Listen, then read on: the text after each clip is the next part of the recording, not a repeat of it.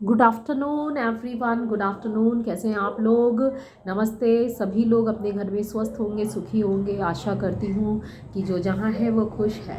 आज मैं कोई रेसिपी नहीं अभी देने वाली हूँ, ना ही कोई योग के बारे में बात कर रही हूँ, लेकिन सामाजिक बहुत सारी हमारे ऊपर दायित्व है। जो हम इस समाज में रहते हैं, दुनिया में रहते हैं, तो सिर्फ अपने बारे में नहीं सोचना होता है। हमें कुछ सामाजिक चीज़ों पे भी ध्यान देना चाहिए, मतलब अपने साथ हमें दूसरों का भी ख्याल रखना चाहिए। तो कुछ बातें ऐसे हैं जो मैं सोचती हूँ पर्सनल लेवल पे कि हमें कुछ ऐसा नहीं करना है जिससे हमें बगल वालों को, अगल बगल रहने वाले लोगों को तकलीफ़ हो, दिक्कत हो, सोसाइटी में किसी को परेशानी हो। तो इस तहत मैंने कुछ बातों को नोट डाउन किया है और मैं आपके सामने ये पढ़ने वाली हूँ। अगर मेरी बातें आपको गलत लगे तो आप कमेंट में बता सकते हैं कि सुप्रिया आपने ये जेन्युइन बात नहीं कही है, गलत बातें कही है। और अगर आपको मेरी बातें अच्छी लगी, नियम पूर्वक लगा कि ये बात अगर हमने फॉलो किया तो हमारी सोसाइटी, हमारा समाज, हमारी दुनिया को हम और अच्छा और खूबसूरत बना सकते हैं। सिर्फ आपका चेहरा सुंदर होना और अपने घर के अंदर की सफाई करने से ज़्यादा हमें बाहर की सफाई का भी ध्यान रखना है और बाहर के लोगों का भी ध्यान रखना है। चलिए, अभी मैं इसके बारे में बात करूँगी। अगर सोसाइटी में आप लोग रहते हैं तो कुछ बातों का अगर हम ध्यान दे दें, और ये विनम्र निवेदन है, ये कोई नियम नहीं है, कोई मैं बहुत बड़ी मिनिस्टर नहीं हूँ कि कोई नियम पारित कर रही हूँ। ये सिर्फ मेरे तरफ से हाथ जोड़कर विनती है उन लोगों से जो लोग शायद किसी और के बारे में सोच नहीं पाते हैं। तो आप थोड़ा सेंसिटिव होइए। समाज में अगर आप रहते हैं तो अपने आसपास के लोगों का ध्यान रखना हमारी जिम्मेदारी है। सबसे पहले 10:30 बजे रात के बाद अगर आप अपने घर में बहुत तेज तेज चिल्लाकर बात करते हैं, झगड़ा लड़ाई करते हैं, तो कृपया मैं हाथ जोड़कर विनती करती हूँ कि ऐसा मत करिए। क्योंकि हो सकता है कि आप 12-1 बजे तक झगड़ा लड़ाई करें और फिर सोएं और फिर आप सुबह आपको शायद लेट तक उठना होगा। और इस तरीके से बहुत सारे ऐसे लोग हैं जो अगल बगल रहते हैं जिनको दिक्कत होती है, क्योंकि कई बार अचानक से आपकी तेज़ आवाज़ की वजह से नींद खुल जाती है और फिर नींद नहीं आती है। ये मेरी ही समस्या नहीं है, बहुत सारी, क्योंकि एज ए मैं योगा टीचर हूँ तो मुझे रात में 10 बजे बिस्तर पे जाना होता है, 10:30 बजे, और सुबह अर्ली मॉर्निंग 5 बजे उठना होता है।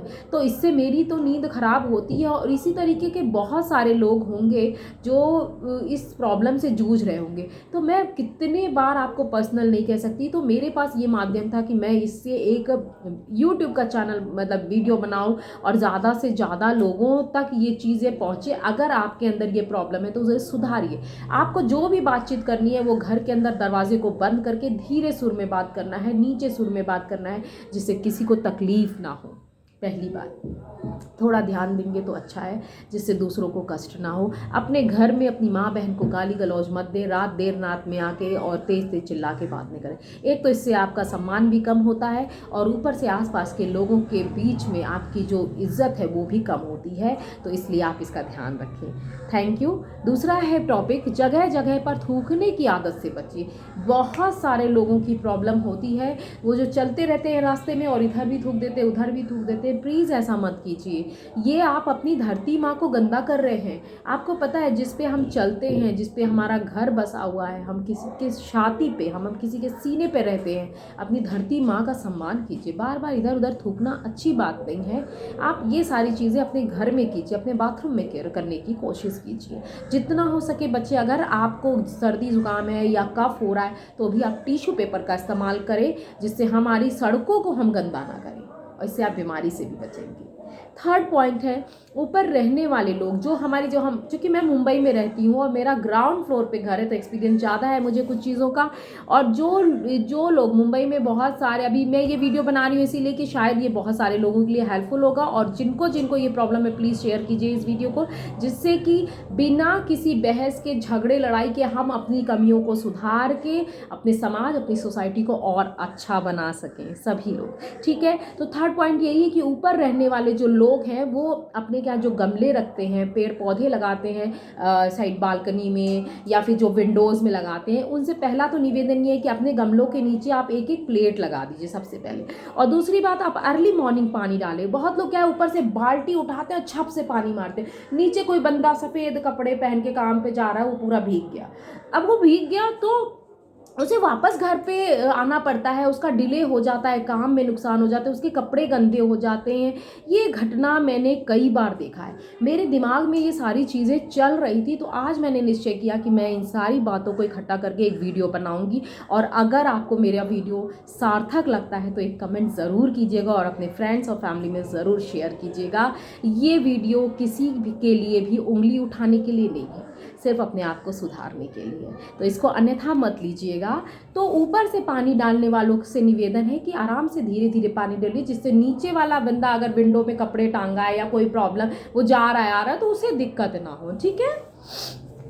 चौथा पॉइंट ये है, सोसाइटी के परिसर में, हर सोसाइटी के परिसर में अपने जो लोग भी पर्सनल डॉग यानी कि कुत्तों को पालने का बहुत लोगों को शौक होता है, तो कृपया अपने कुत्तों को अपने सोसाइटी के अंदर जाके सुबह ना टहलाएं, गंदगी ना करवाएं, उसे आप दूर कहीं ले जाएं, जो एक जगह हो जहां कॉर्नर हो वहां पे जाके गंदगी करें। क्योंकि ये आप स्वीपर सुबह एक बार झाड़ू मारेगा, वो दिन भर आपके पास सफाई करने नहीं आएगा। तो जितना हो सके अपनी सोसाइटी को साफ रखने का प्रयत्न करें। सोसाइटी परिसर के साफ सफाई रखने की जिम्मेदारी हम सभी की है। अगर हम झाड़ू उठा के थोड़ा थोड़ा आगे का सफाई कर ले तो शायद सभी, कहते हैं ना, चारों तरफ सफाई रहेगा। और अपने विंडोज से, स्पेशली मैं उन महिलाओं से कह रही हूँ जो क्या करती हैं, विंडो के साइड में बाल झाड़ती हैं और खूब सारा बाल जब इकट्ठा हो जाता है, क्योंकि सभी के बाल झड़ते हैं, और वो रोल रोल बना के ऐसे फेंक देती हैं ऊपर से। वो अपने घर के तुलसी के पेड़ के नीचे, पौधों के नीचे तो दीपक जलाती हैं, पर उन्हें पता नहीं कि जाने अनजाने वो कितना पाप कर रही हैं। और जो नीचे वाला बंदा है, उसके तुलसी के पौधों में दीपक के जगह ये जो बाल के गुच्छे होते हैं वो लटके रहते हैं। मैंने कितने सारे गुच्छों को ऐसे निकाल निकाल के इकट्ठा किया, क्योंकि मैं ग्राउंड फ्लोर पर रहती हूँ, तो ये पेन मुझे है। और मैं चाहती हूँ कि उन महिलाओं को शायद पता नहीं होगा, तो ये वीडियो के माध्यम से अगर वो देखें तो प्लीज़ अपनी आदत सुधारें और अपने डस्टबिन का इस्तेमाल करें। क्योंकि आपको डस्टबिन दिया गया, और अगर आप वेल एजुकेटेड हैं, अगर आप पढ़ी लिखी हैं और अपना दिमाग इस्तेमाल करती हैं, तो अपनी आदत ज़रूर सुधारेंगे। ठीक है। तो प्लीज़ महिलाओं से, स्पेशली अगर आपको हेयर फॉल हो रहा है या नहीं भी हो रहा है, थोड़े बहुत बाल है, तो उसको रोल कीजिए और अपने डस्टबिन में डालिए। ठीक है। नेक्स्ट, अपने जो है, हाँ, और उन आदमियों के लिए जो पान गुटखा बहुत खाते, बहुत सारे लोग हैं जिनको पान खाने की आदत है, गुटखा खाने यानी कि पैकेट खाने की आदत है, जो सुरती वगैरह जो भी होता है, उसको खा के वो विंडो से क्या करते हैं, उसके रैपर को नीचे फेंक देते हैं या फिर थूक देते हैं। उनको पता ही नहीं कि वो किसके ऊपर थूक रहे हैं। भाई ऐसा क्यों करते हो? आपको जो खाना है पीना है अपने घर के अंदर कीजिए, जिससे दूसरों को तकलीफ ना हो। किसी के कपड़े पे ये छींटा पड़ जाए, किसी के ऊपर आप थूक दे रहे, तो ये अच्छी बात तो नहीं है ना। चलिए, नेक्स्ट है, राह चलते भी थूकना। कागज़ और इवन चिप्स का पैकेट इधर उधर, रैपर्स, बच्चों को भी सिखाइए। अगर आपके साथ छोटे बच्चे हैं और आप बोलते हैं कि अरे मैंने थोड़ी ना किया, तो बच्चों ने किया, तो आपकी जिम्मेदारी है कि उन बच्चों को सिखाइए कि आपको अगर कहीं भी खाना है तो आप पैकेट खोलिए, खाइए, और अगर डस्टबिन नहीं है तो अपने जेब में रखिए और घर पे आकर डस्टबिन में डालिए। ये हमारी जिम्मेदारी होती है। नेक्स्ट, हो सके तो सभी लोगों को पेड़ पौधे लगाकर अपने आसपास ज़्यादा से ज़्यादा हरियाली रखने का प्रयत्न करना चाहिए। ये कोई ज़बरदस्ती नहीं है, आप जितना कर सकें आप अपने कैंपस को सुंदर बनाने की कोशिश कीजिए, क्योंकि हर व्यक्ति का योगदान ही समाज को खूबसूरत बनाता है। सिर्फ एक व्यक्ति के एफर्ट से कुछ नहीं होता, तो सबको करना चाहिए। जिस तरीके से आपके घर पे जो आपके बालकनी में अगर आपने 2 पौधे लगाए, वो पौधे आपके हैं, तो दुनिया का कोई भी पौधा भी, वो सब भी आपका है, क्योंकि वो प्रकृति कोई भेदभाव नहीं करती कि ऑक्सीजन छोड़ रही हूँ, जैसे मैंने पौधा लगाया तो ऑक्सीजन सिर्फ मुझे ही मिलेगा, वो आपको भी मिलेगा। तो इस बात का ध्यान रखना है कि अपने आसपास कितनी हरियाली आप कर सकते हैं। ठीक है।